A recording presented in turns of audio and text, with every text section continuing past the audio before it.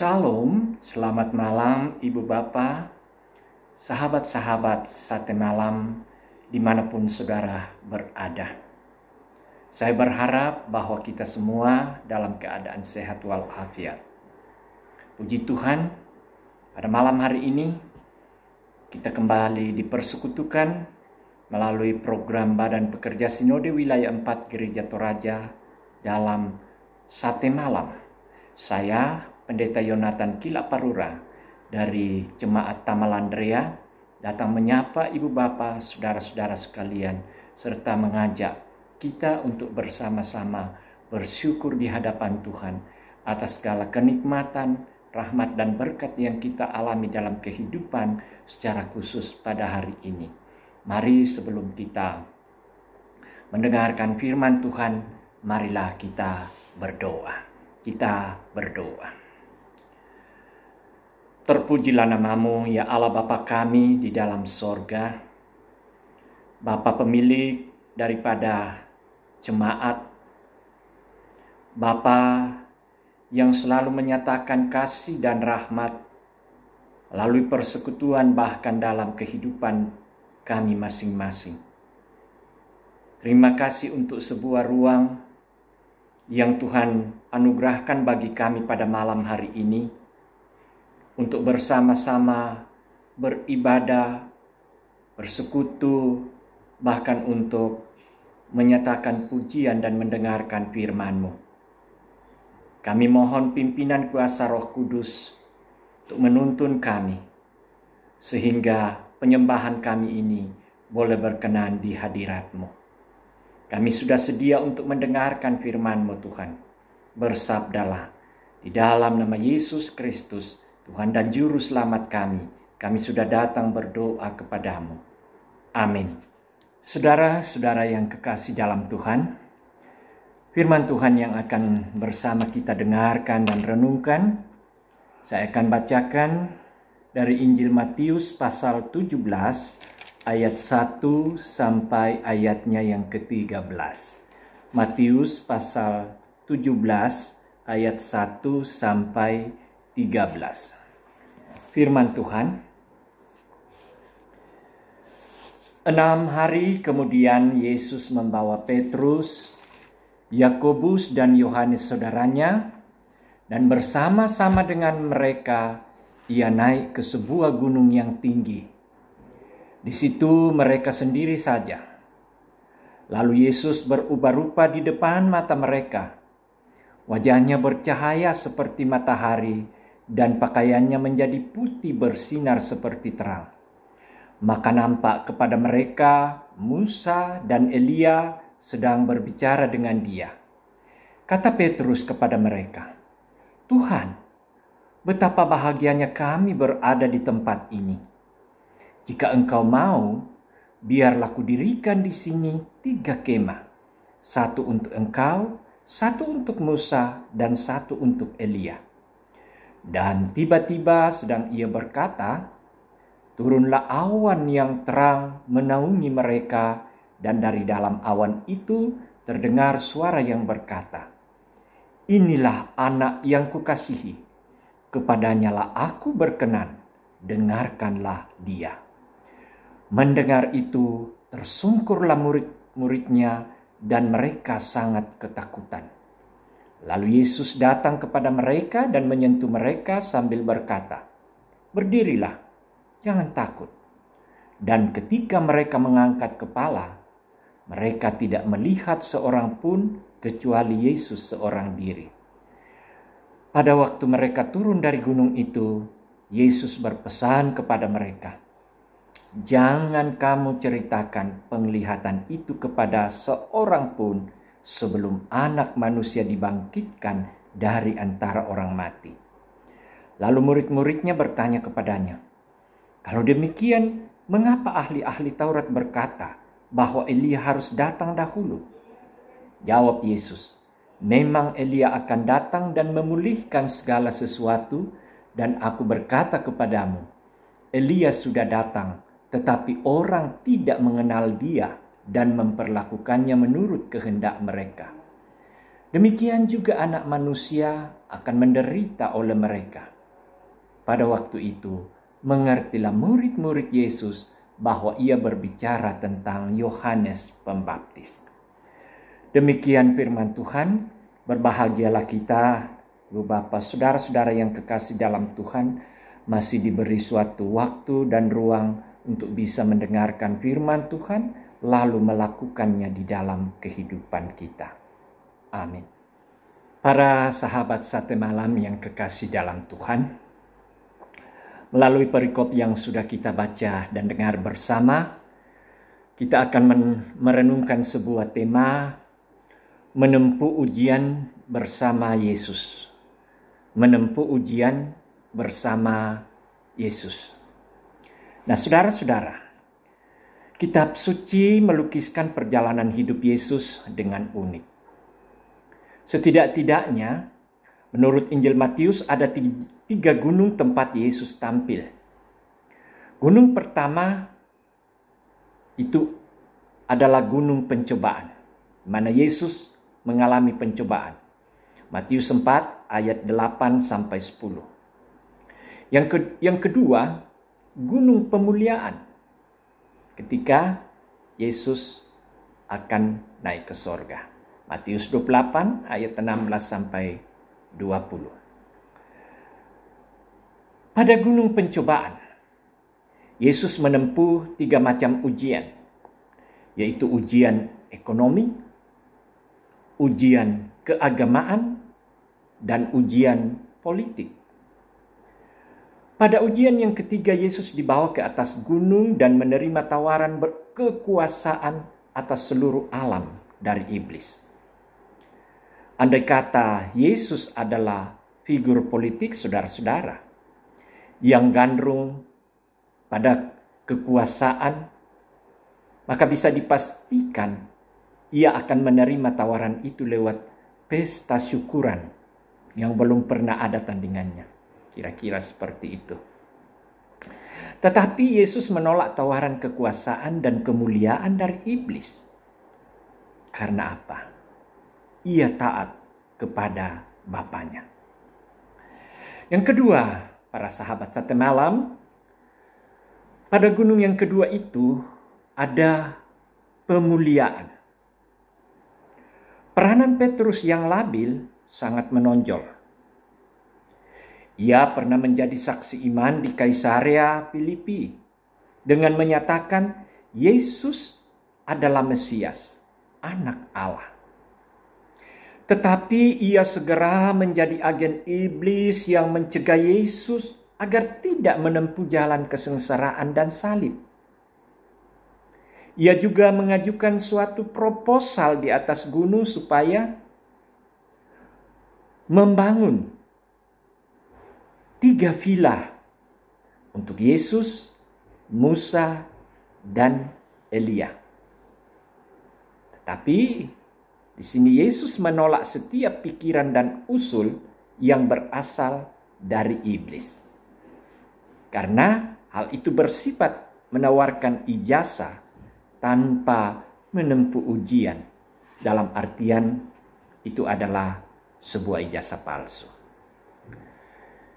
Dan yang ketiga, pada gunung pengutusan. Di sini Yesus tampil sebagai Mesias, anak Allah yang menerima segala kuasa di langit dan di bumi, karena lulus mempertahankan ketaatan kepada Bapanya terhadap segala tawaran yang menggiurkan dari iblis.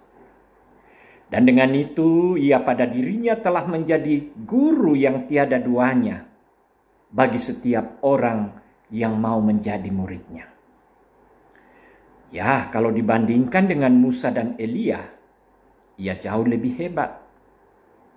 Kemuliaan yang dialami di atas gunung memperlihatkannya sebagai Musa dan Elia baru yang ditandai dengan cahaya wajah seperti matahari, pakaian putih yang bercahaya, dan diselimuti oleh awan putih yang bercahaya. Semuanya itu menyatakan kemuliaan yang akan diterima oleh Yesus jauh lebih tinggi dari yang pernah dialami oleh Musa dan Elia. Proposal Petrus di atas gunung pemuliaan itu menurut Matius diinterupsi oleh suara dari sorga. Inilah anak yang kukasihi. Kepadanyalah aku berkenan. Dengarkanlah dia. Kata-kata ini sama yang disampaikan oleh Yesus ketika Yesus dibaptiskan. Kata-kata itu tidak sekadar menegaskan pengakuan Petrus, karena ada hal baru yang perlu diperhatikan, yaitu dengarkanlah dia. Murid-murid wajib mendengarkan dia dan bukan mendengarkan tawaran iblis. Apa yang ia pesankan dan teladankan sebagai guru agung ialah, saudara tidak akan menerima ijazah kemuliaan tanpa menempuh ujian. Jadi di situ penekanan dari Yesus kepada murid-murid dan kepada kita semua, bahwa kita tidak akan menerima ijazah kemuliaan tanpa menempuh ujian. Kita tidak akan menjadi seorang pemenang kalau kita tidak bisa mengalahkan segala tantangan atau pergumulan hidup. Nah, saudara-saudara, pesan penting yang perlu disimak adalah bahwa menjadi anggota jemaat itu belum cukup, atau memiliki surat baptisan juga belum yang menentukan. Yang terpenting dan sangat menentukan ialah menjadi murid dari Guru Agung Yesus Kristus. Dan perintahnya sebagai Guru Agung di atas gunung pengutusan adalah, pergi dan jadikanlah sekalian bangsa muridku.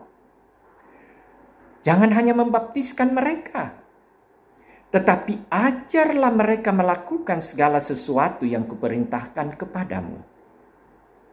Kata kunci yang ditekankan di sini, ibu bapak saudara-saudara, ialah menjadi muridnya dan melakukan perintahnya. Ya, menjadi muridnya dan melakukan perintahnya. Menjadi murid Tuhan berarti memahami iman sebagai ketaatan. Kata kerja yang selalu ditekankan Matius ialah melakukan. Jadi iman itu harus aktif. Iman itu harus menyatakan karya. Iman itu harus menyatakan sebuah perjuangan dan juga pengorbanan. Nah, saudara-saudara, di masa pandemi yang sudah hampir berjalan 2 tahun ini, tentu ini menjadi suatu masalah dan tantangan sendiri bagi gereja ataupun bagi jemaat dan bagi kita sebagai satu keluarga atau pribadi. Tetapi bukan berarti bahwa di situ kemuridan kita tidak akan tampak, tidak akan berjalan. Tetapi justru disinilah Tuhan Yesus mengutus kita untuk menempuh ujian yang sangat besar dampaknya bagi kehidupan kita sekarang ini, bukan hanya kepada gereja tetapi berdampak kepada semua kehidupan umat manusia di seluruh muka bumi ini. Tetapi sebagai murid Yesus, tentu kita tidak akan berhenti untuk bersaksi, untuk mengajar. Jadi jangan kita hanya menjadi seorang yang menanti, yang menunggu. Tetapi iman itu harus aktif. Dia harus berjuang melawan segala kondisi sekarang. Lawanlah ketika saudara-saudara mungkin terpapar. Lawan dalam pengharapan, lawan dalam penyerahan hidup. Tekun berdoa dan yakini Tuhan adalah sumber kekuatan dan pertolongan. Kalau saudara-saudara yang terpapar di sekitar mata pencaharian. Percaya bahwa di sini Yesus pun diuji dengan kebutuhan ekonomi. Tetapi bagaimana tetap percaya bahwa Allah sumber kebutuhan hidup itu. Dan tentu banyak dampak-dampak yang berpengaruh terhadap kehidupan kita bersama, saudara-saudara. Tapi di sini, buktikanlah, nyatakan dan ajarlah lingkungan. Ajarlah sahabat-sahabat kita, teman-teman kita, dimanapun kita ditempatkan, bahwa Yesus adalah satu-satunya penolong, sang pembebas, penjamin kehidupan, sehingga satu saat Ia akan membebaskan kita dari segala permasalahan, secara khusus pandemi virus corona ini. Jalanilah hidup, jadilah murid untuk menempuh ujian bersama Yesus. Amin.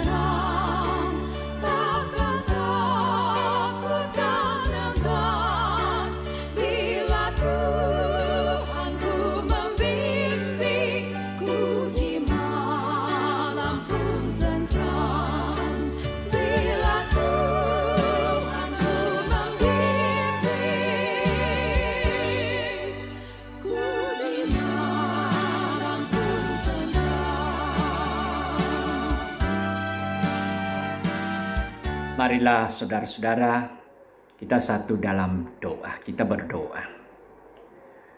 Terima kasih atas waktu yang Tuhan anugerahkan bagi kami. Terima kasih untuk ruang ini, secara daring kami dipersekutukan. Kami bersyukur Tuhan masih berkenan menyapa kami dengan firman-Nya. Hamba terbatas dalam mengajarkan firman-Mu itu Tuhan. Tetapi oleh kuat kuasa Roh Kudus akan memampukan setiap kami yang mendengarnya untuk bisa memahami secara dalam dan melakukan di dalam kehidupan kami.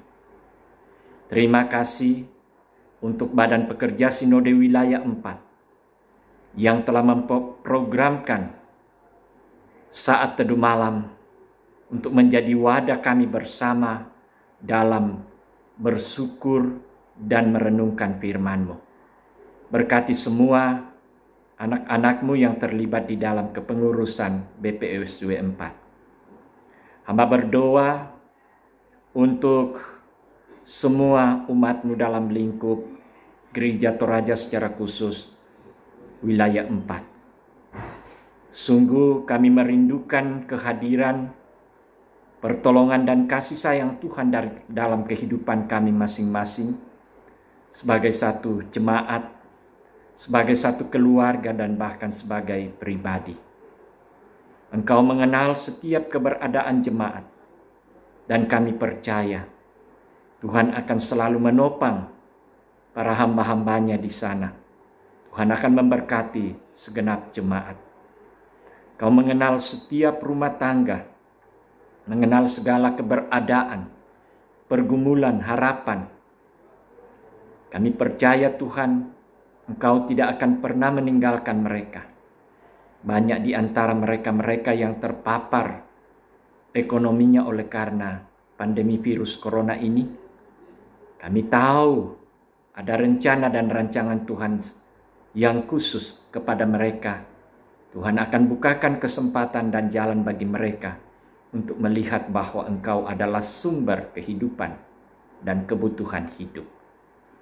Banyak saudara-saudara kami yang terpapar kesehatannya, baik yang isoman maupun yang menjalani perawatan di rumah sakit.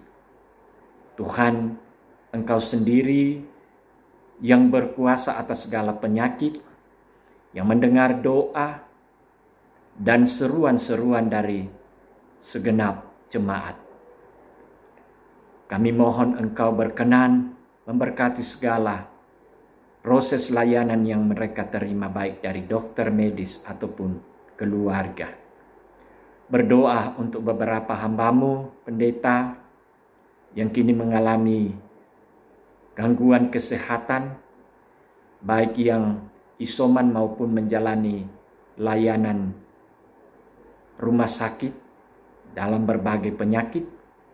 Tuhan jugalah yang akan selalu memberkati mereka, sehingga mereka dipulihkan dan kembali melayani Tuhan di tengah-tengah jemaat. Kami berdoa untuk salah seorang anak kekasih kami, Ani, anak dari pendeta Ida Teresia Toban.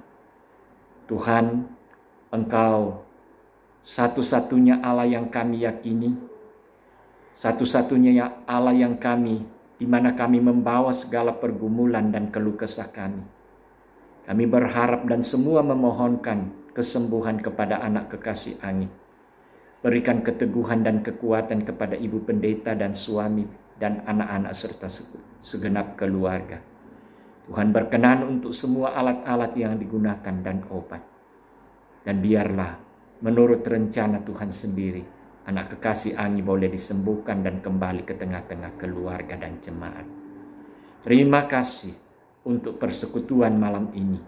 Kami semua mendoakan pemerintah kami, berikan hikmat dan kebijaksanaan, sehingga mereka mampu menjalankan tugas dan tanggung jawab sebagai wakil-Mu, dan diberikan hikmat untuk menghadapi segala tantangan dan cobaan yang menerpa bangsa kami, sehingga mereka bisa bekerja dan melakukan suatu upaya dalam hal penanganan pandemi virus corona. Terima kasih Tuhan. Ini doa kami bersama. Kami bawa kepadamu dalam nama Tuhan kami Yesus Kristus, Tuhan dan Juru Selamat kami. Amin.